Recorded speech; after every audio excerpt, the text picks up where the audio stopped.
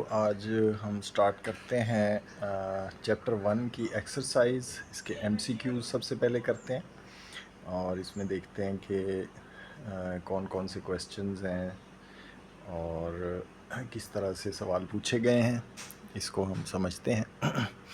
Matter is present in neon science in the state of, कौन सी state में है। और ये मैं बताना भूल गया था कि ये हम new syllabus chemistry class 9th की पढ़ रहे हैं। 2025 का ये न्यू सिलेबस है और न्यू सेशन जो स्टार्ट हो चुका है अप्रैल के महीने से, ये उसकी पहले चैप्टर की एक्सरसाइज है, MCQs. Matter is present in neon science in the state of. अब ये नियॉन साइंस क्या होते हैं? नियॉन साइंस सबसे पहले तो हमें जब पता ही नहीं होगा कि ये होते क्या हैं तो फिर खाली रट्टा लगा लेना तो बात नहीं बनती ना, हमें कुछ पता भी होना चाहिए। तो इसमें एक चीज़ ये भी जहन में रखें कि जब आप पढ़ते हैं ना, तो आप कोई भी सब्जेक्ट पढ़ते हैं, सिर्फ केमिस्ट्री नहीं, आप कोई भी सब्जेक्ट पढ़ें तो उसमें जो भी नया लफ्ज़ आए तो उसको आप देखा करें कि उसका मीनिंग क्या है।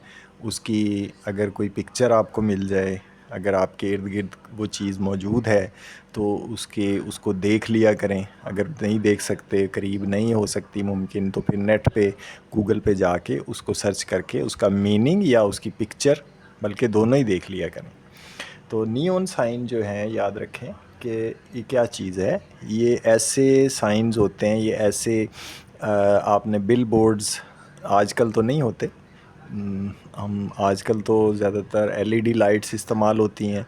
और मसलन आप जब रोड पे निकलते हैं तो बड़ी बड़ी स्क्रीन्स लगी होती हैं एलईडी की और उसके ऊपर एडवर्टाइजमेंट्स आ रही होती हैं।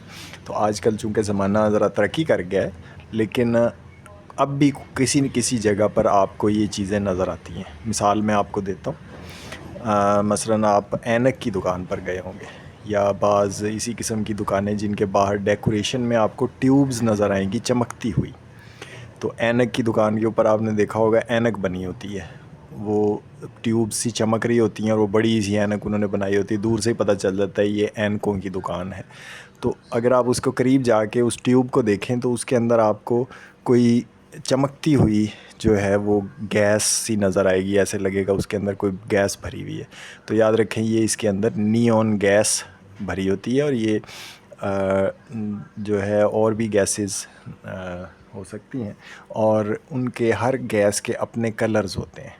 और ये बिल्कुल उसी तरह से ही है जैसे हमारी घरों में फ्लोरेसेंट ट्यूब यानी ट्यूब लाइट होती है, तो उसमें से जब उस गैस में से इलेक्ट्रिसिटी पास होती है तो वो उस गैस को आयोनाइज़ कर देती है और उसकी वजह से वो जो गैसेस हैं, बहुत सारी गैसेस, ख़ास तौर पे नोबल गैसेस और भी गैसेस हैं कि उनके अंदर से जब इलेक्ट्रिसिटी पास करते हैं और वो आयंस बनते हैं तो वो ग्लो करते हैं यानी चमकते हैं और हर एक का अपना कलर होता है। तो नियॉन के जो हैं वो अपने साइंस होते हैं नियॉन गैस के। तो वो डिफरेंट कलर्स की जो है ना वो ट्यूब्स बन सकती हैं, कोई रेड होती हैं, कोई ग्रीन होती हैं, कोई ब्लू कलर के होते हैं। तो ये इनके अंदर गैस किस फॉर्म में होती है, सवाल उन्होंने यही पूछा है। तो ये इसकी ऑप्शन का आंसर है प्लाज्मा। तो अंदर प्लाज्मा बनेगा, ठीक है। तो प्लाज्मा हमने इस चैप्टर के अंदर भी पढ़ा था कि उसके अंदर पॉजिटिव और नेगेटिव चार्जेस होते हैं आयंस की फॉर्म में और नेगेटिव चार्जेस इलेक्ट्रॉन्स की फॉर्म में। और लेकिन एज ए होल वो मैटर जो है वो न्यूट्रल होता है, लेकिन उसके अंदर आयंस और इलेक्ट्रॉन्स, पॉजिटिव और नेगेटिव चार्जेस अलग अलग होते हैं। दूसरा एमसीक्यू है hazardous effects of shopping bags are studied. Shopping bag, ये जो पॉलीथीन के बैग हम बहुत कसरत से इस्तेमाल करते हैं आजकल और ये हमारे माहौल को ख़राब करते हैं। तो हैज़र्डस का हैज़र्ड कहते हैं ख़तरे को। हैज़र्डस इफ़ेक्ट्स यानी उसके नुकसानदेह असरात। इस प्लास्टिक के बैग के क्या नुकसानदेह असरात हैं, इसको जब कोई स्टडी करेगा तो वो कौन सी केमिस्ट्री होगी, याद रखिए वो एनवायरमेंटल केमिस्ट्री होगी, माहौल की, क्योंकि वो माहौल को ख़राब करते हैं। उसके बाद है man made polymer. Man made यानी मसनूई, सिंथेटिक, आर्टिफिशियल। पॉलीमर कौन सा होगा इसमें? तो इसमें जनाब इसका जवाब है पॉलीस्टायरीन। पॉलीस्टायरीन याद रखिए, स्टायरीन जो है ये पेट्रोलियम में से निकलता है और उसको फिर फैक्ट्री के अंदर उसके मॉलिक्यूल्स को जोड़ के बड़े बड़े मॉलिक्यूल्स बनाते हैं पॉलीस्टायरीन। ये होता कहाँ पर है ये मैं आपको बता देता हूँ। ये जो हम कप्स वगैरह इस्तेमाल करते हैं और प्लेटें इस्तेमाल करते हैं, डिस्पोजेबल कप और डिस्पोजेबल प्लेट्स, इसी तरह पैकिंग मटेरियल, वो आपने भी बचपन में खेला होगा हल्के फुल्के। ये कोई मोबाइल लेकर आएँ, कोई फ्रिज टेलीविज़न लेकर आएँ तो आपने देखा होगा कि डब्बा जब चीज़ निकालते हैं तो उसके इर्द गिर्द वाइट कलर का फोम सा पैकिंग मटेरियल के तौर पे लगा होता है। So that is polystyrene. ठीक है, इसी मटेरियल की प्लेट्स भी बनती हैं डिस्पोजेबल, और कप्स भी बनते हैं। और ये मटेरियल जो है ये नेचुरल पॉलीमर नहीं है बल्कि ये सिंथेटिक पॉलीमर है, मैन मेड पॉलीमर है। नेक्स्ट है crystals of which substance has rhombic shape. Rhombic जो है वो आपने याद होगा, आपने पढ़ा होगा तो आपको फ़ौरन याद आ जाएगा कि रोम्बिक जो शेप थी क्रिस्टल की वो सल्फ़र के एलिमेंट के क्रिस्टल्स की होती है। Number 5, which liquid among the following is a colloidal solution. Colloid solution की जो है वो दूसरी किस्म थी। पहली ट्रू सोल्यूशन, दूसरी कोलाइडल और तीसरी सस्पेंशन। तो कोलाइडल सोल्यूशन इसके अंदर जो है वो होगा जनाब मिल्क। ठीक है, तो मिल्क को आप टिक कर लें, मिल्क इसका आंसर है। और यही कोलाइड है और बाकी जो हैं वो डिफरेंट हैं। Number 6, which of the following is A heterogeneous mixture. कौन सा इसमें से हेट्रोजीनियस मिक्सचर होगा? तो जनाब ये कंक्रीट मिक्सचर जो है ये आपका हेट्रोजीनियस मिक्सचर होगा, क्योंकि इसके अंदर जो है वो आपको स्टोन्स, पेबल स्टोन्स जिसे बजरी भी कहते हैं हमारी ज़ुबान में, और सीमेंट भी होगा, रेत भी होगी, पानी भी होगा, और वो एक हेट्रोजीनियस मिक्सचर है। होमोजीनियस उसकी यूनिफॉर्म कंपोजिशन नहीं है। ठीक है, तो कंक्रीट मिक्सचर का सबको पता है ना, ये जो इमारतें बनाने के लिए जो मिसाला तैयार करते हैं और ख़ास तौर पे छतें बनाने के लिए जिसे हम लेंटर भी कहते हैं, तो उसके लिए कंक्रीट मिक्सचर तैयार किया जाता है और उसको जो है वो खाली जगहों के अंदर भर दिया जाता है तो वो पक्का होके छत बन जाती है। अच्छा जी, उसके बाद है number 7, state of matter whose properties are between those of liquids and crystalline solids। तो लिक्विड और क्रिस्टलाइन सॉलिड के दरमियान कौन सी जो है वो मैटर की स्टेट होगी? लिक्विड क्रिस्टल आपको अगर याद हो तो मैंने आपको बताया था कि ये लिक्विड क्रिस्टल वो फॉर्म ऑफ द मैटर है कि जिसके अंदर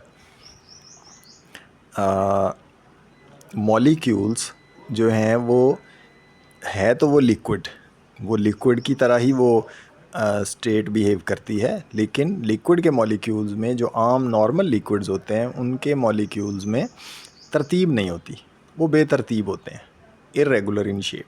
और लिक्विड जो है वो फ़्लो भी कर सकता है और वो सारा, इसी तरह लिक्विड क्रिस्टल भी फ़्लो कर सकता है, लेकिन इसके मॉलिक्यूल्स जो हैं वो अरेंज्ड होते हैं, well arranged, just like the crystalline solid.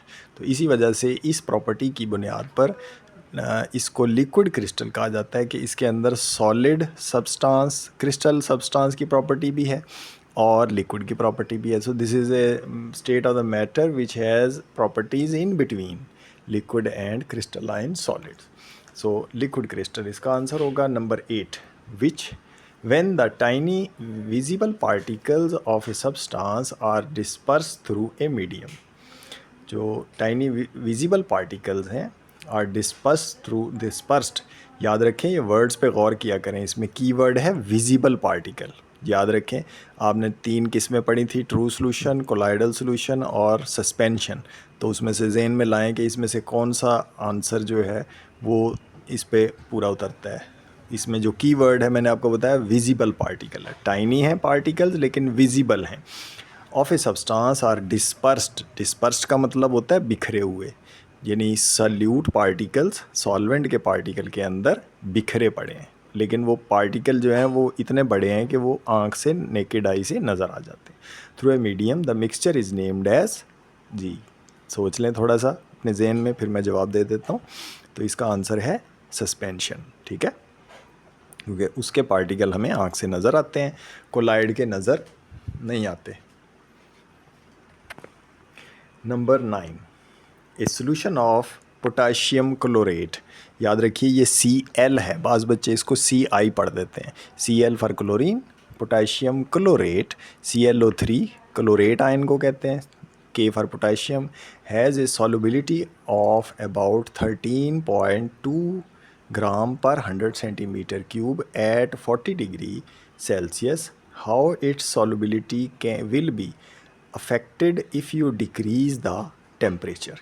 तो इसमें अब सवाल पैदा हो सकता है कि ये इसकी जो सॉल्युबिलिटी है ये टेम्परेचर कम होने से बढ़ेगी या ज़्यादा होगी।